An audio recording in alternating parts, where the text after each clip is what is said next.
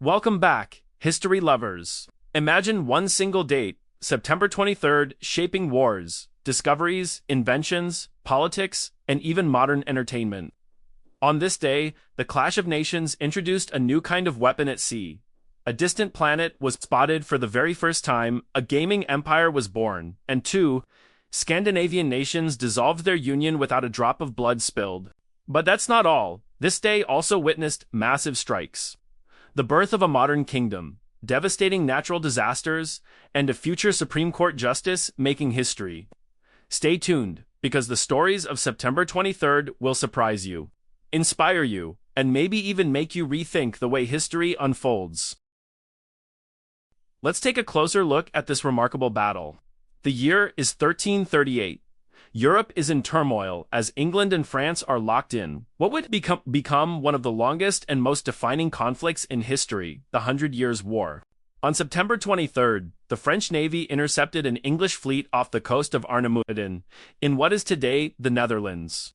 The English had only 5 ships, but they were loaded with valuable supplies, wool, and funds meant to support the war effort.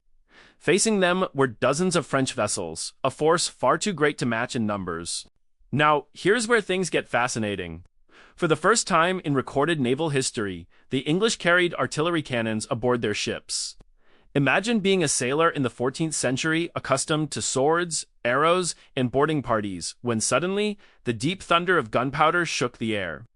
The shock, the smoke, the roar of iron balls tearing through wooden hulls, this was something entirely new. A glimpse of the future of naval warfare. The English fought bravely, holding out for hours, despite being vastly outnumbered. Their cannons inflicted serious damage and spread fear among the French crews. But in the end, sheer numbers prevailed. The French overwhelmed the English, captured their ships, and took hundreds of prisoners. And yet, history remembers this not as a simple defeat, but as a turning point. The English may have lost the battle, but the idea of naval artillery had been unleashed. From this moment forward, the seas would never be the same. Battles would no longer be decided solely by manpower, boarding, or swordplay. Instead, they would be shaped by technology, firepower, and the constant race to innovate. So, while Arnemuiden ended in a French victory, it also marked the dawn of a new era, an age where cannons ruled the seas, paving the way for centuries of naval dominance by nations that embraced gunpowder technology. Now, let's jump ahead to the 19th century, an age of steam engines, revolutions, and scientific discovery.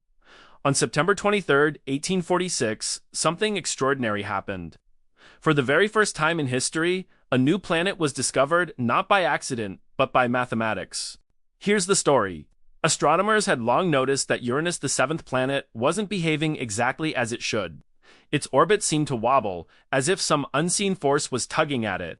Many thought it was just observational error, but 2 men thought differently. French mathematician Urbain Le Verrier and independently British mathematician John Couch-Adams calculated that another planet must exist beyond Uranus. They worked out its size, orbit, and even its location without ever laying eyes on it. On the night of September 23rd, Johann Galle, a German astronomer in Berlin, aimed his telescope exactly where Le Verrier's letter told him to look. And there it was, a faint blue dot in the darkness of space. Neptune. Think about that for a moment. A world nearly 3 billion miles from the sun, invisible to the naked eye, revealed by nothing more than equations on a piece of paper. This wasn't just an astronomical discovery, it was proof that the human mind could reach across the void of space using reason and mathematics alone. Neptune's discovery changed the way we view the universe. It proved that Newton's laws of motion applied on a cosmic scale, and it demonstrated the power of international collaboration, French predictions confirmed by German observations, later recognized worldwide. Even today, Neptune fascinates us. Its swirling blue storms, its supersonic winds, and its icy moons continue to push the boundaries of what we know. But it all began on that September night in 1846. When a mathematician's prediction and a telescope's gaze expanded humanity's map of the solar system forever. Now, let's head east to Japan. The year is 1889. In the bustling city of Kyoto, a young entrepreneur named Fusajiro Yamauchi founded a small company called Nintendo Koppai. But here's the surprising part. It had nothing to do with video games. Nintendo began as a maker of handcrafted Hanafuda playing cards, a traditional Japanese card game often used for gambling. At first, the business was modest. The cards were painted by hand, sold in local shops, and played in tea houses. But Yamauchi's company quickly gained a reputation for quality and creativity, and Nintendo became one of the leading producers of Hanafuda in Japan. Now, fast forward several decades. After World War II, the company began experimenting beyond cards, venturing into toys, novelty products, even a taxi service.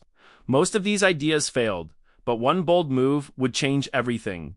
In the 1970s, Nintendo shifted toward electronic entertainment. From arcade hits like Donkey Kong to the release of the Nintendo Entertainment System in the 1980s, the company exploded onto the global stage.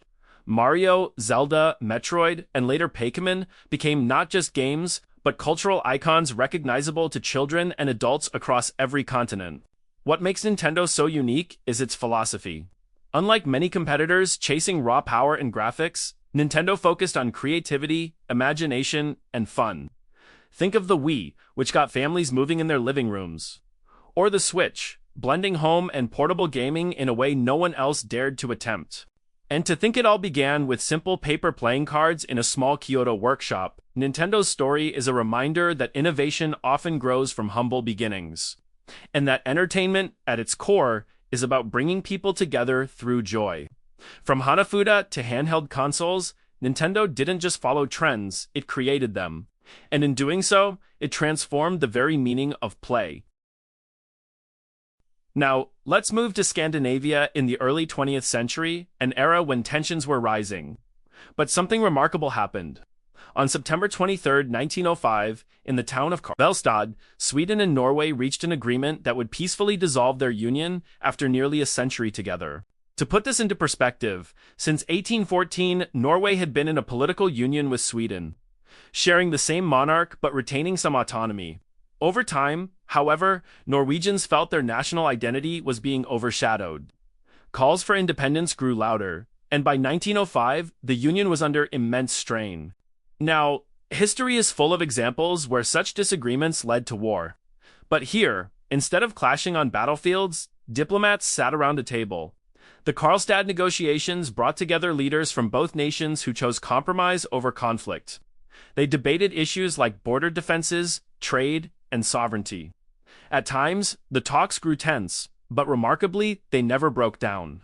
The final treaty, signed on September 23rd, laid out a clear path. Norway would become fully independent. Sweden would recognize its sovereignty, and both nations agreed to peaceful coexistence. No soldiers marched, no cannons fired, just pens on paper and handshakes. What makes this so extraordinary is that it wasn't just a treaty, it was a statement to the world. It proved that nations could separate without bloodshed, that courage could also mean restraint, and that peace was sometimes the braver choice. Even today, the Karlstad Treaty is remembered as a shining example of diplomacy at its best. Sweden and Norway, once bound in an uneasy union, went on to develop strong and friendly relations as neighbors. Their story is a reminder that history isn't only shaped by wars but also by the moments when people had the wisdom to avoid them. Now, let's cross the Atlantic to the United States, where September 23, 1913, marked the beginning of one of the most turbulent labor struggles in American history, the Colorado miners' strike. At the time, coal was the lifeblood of industry and everyday life. But for the miners who dug it out of the earth, the work was brutal, dangerous, and underpaid. Many lived in company-owned housing, shopped at company-owned stores, and were trapped in a cycle of poverty.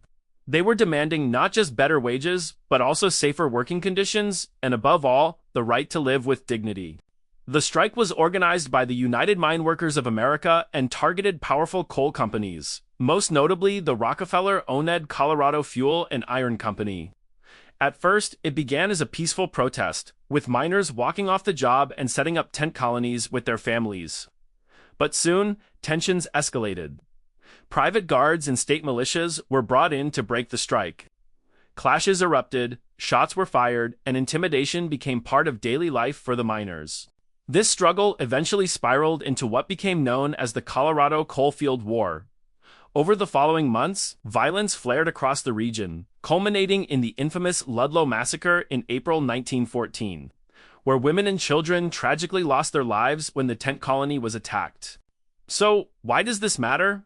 Because the Colorado miners' strike was more than just a fight over wages, it was a fight over human rights. It exposed the imbalance of power between corporations and workers and forced the nation to confront the need for labor reforms. Although the strike itself ended in defeat, the sacrifices of those miners left a lasting legacy. Their struggle laid the groundwork for labor protections that many workers benefit from today. Things like safer workplaces, the 8-hour workday, and the recognition of unions as a legitimate voice for employees. In short, the Colorado Strike of 1913 is remembered not only for its tragedy, but also for how it shaped the very fabric of modern labor rights in America. Now, let's journey to the Middle East, where September 23, 1932, marked the official birth of the modern Kingdom of Saudi Arabia. For centuries, the Arabian Peninsula had been divided into regions, tribes, and rival kingdoms. But in the early 20th century, a determined leader named Abdulaziz ibn Saud set out on a mission not just to conquer land, but to unite a people. Through decades of campaigns, alliances, and careful diplomacy, he gradually brought together the territories of Nejd, his family's stronghold, and the holy lands of Hejaz, home to the sacred cities of Mecca and Medina. On this day, the unification became official. The Kingdom of Saudi Arabia was proclaimed, with Abdulaziz as its first monarch. For the people of the region, it meant more than a new name on the map. It represented stability, central authority, and a shared national identity. This moment also carried global significance. Within just a few years, the discovery of vast oil reserves would transform the desert kingdom into one of the most influential nations on Earth. Saudi Arabia would become central to global energy markets, a key player in international politics, and the custodian of Islam's holiest sites. Today, Saudis mark September 23rd as National Day, a celebration not just of their country's founding, but of its enduring role on the world stage. Whether through religion, oil, or geopolitics, the unification of 1932 continues to echo far beyond the Arabian Peninsula. In short, the birth of Saudi Arabia was more than the merging of two kingdoms. It was the beginning of a nation whose influence still shapes the modern world. But history isn't always about triumphs and progress. Sometimes it is marked by tragedy. On September 23, 1947, the South Khorasan region of eastern Iran was struck by a powerful earthquake, measuring 6.9 on the Richter scale. In an instant, the ground shook violently, toppling mud-brick houses, collapsing mosques, and destroying entire villages. For the people living there, farmers, shepherds, families, life changed in a matter of seconds. When the shaking finally stopped, the scale of devastation became clear. More than 500 lives were lost, and thousands were left homeless. The earthquake exposed the vulnerability of rural communities in Iran. Buildings were not designed to withstand such tremors, and the limited infrastructure of the time made rescue and relief efforts painfully slow. Survivors often dug through the rubble with their bare hands, searching desperately for family members. But beyond the destruction, this disaster carried lessons. It drew attention to the need for better building standards, improved disaster preparedness, and stronger support networks for remote regions. Tragedies like this one showed governments and communities across the world that natural disasters are not only about the power of nature, but also about the resilience or fragility of human systems. The 1947 quake is remembered as one of the deadliest in South Khorasan's history. It is a reminder that while nations rise and fall and leaders shape history, the forces of the earth can, in a single moment, alter the course of countless lives. In the story of September 23rd, this earthquake stands as a somber chapter, a testament to human vulnerability, but also to the strength of those who endured and rebuilt their lives after the dust had settled.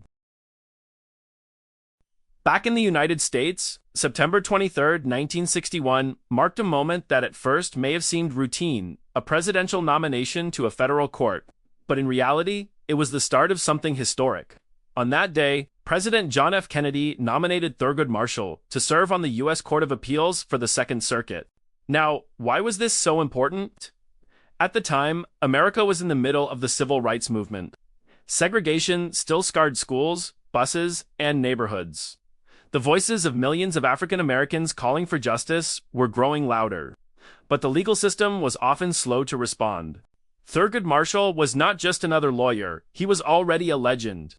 He had argued and won Brown v. Board of Education in 1954, the Supreme Court case that declared segregation in public schools unconstitutional. By 1961, Kennedy's decision to place him on the appellate bench was more than a professional promotion, it was a signal. It showed that Marshall's legal brilliance and moral conviction had a place in shaping the nation's laws at the highest levels. His work on the Second Circuit helped refine his judicial voice, preparing him for an even greater role in American history. Just 6 years later, in 1967, Thurgood Marshall would become the first African-American justice on the United States Supreme Court. His presence on that bench broke barriers and sent a message across the country.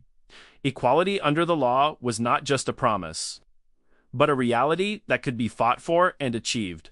So when we look back at September 23, 1961, we don't just see a nomination, we see the beginning of a path that led to groundbreaking change in American justice.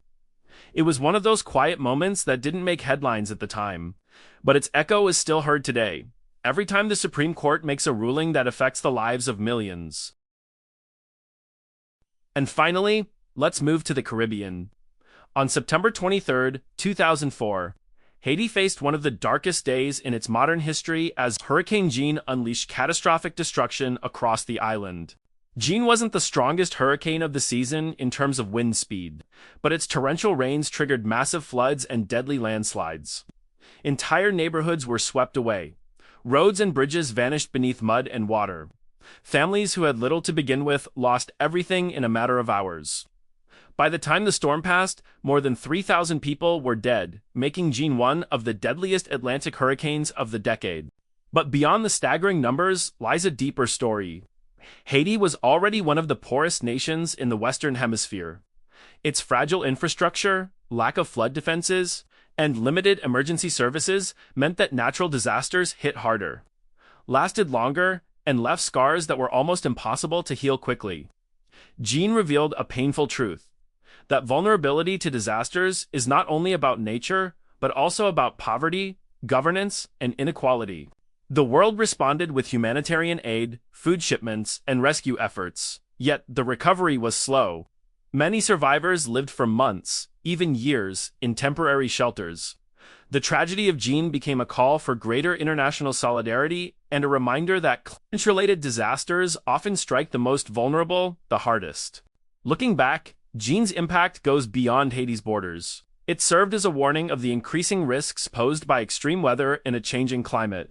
It taught the world that preparedness, resilience, and global cooperation are essential if we are to face the storms of tomorrow.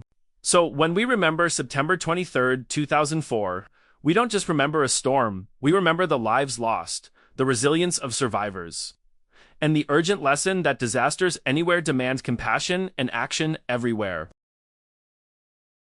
And there you have it, September 23rd, a day of war and peace, discovery and disaster, invention and transformation. From the roar of cannons at sea, to the birth of a planet in our collective imagination, from playing cards in Japan to the founding of a modern kingdom, every story reminds us that history is alive, unpredictable, and deeply human. If you enjoyed this journey, don't forget to hit like, tap subscribe, and ring the bell so you never miss another deep dive into the days that shaped our world. Which of these September 23rd stories fascinated you most? Drop a comment below. We love reading your thoughts, and your comment might even be featured in our next video.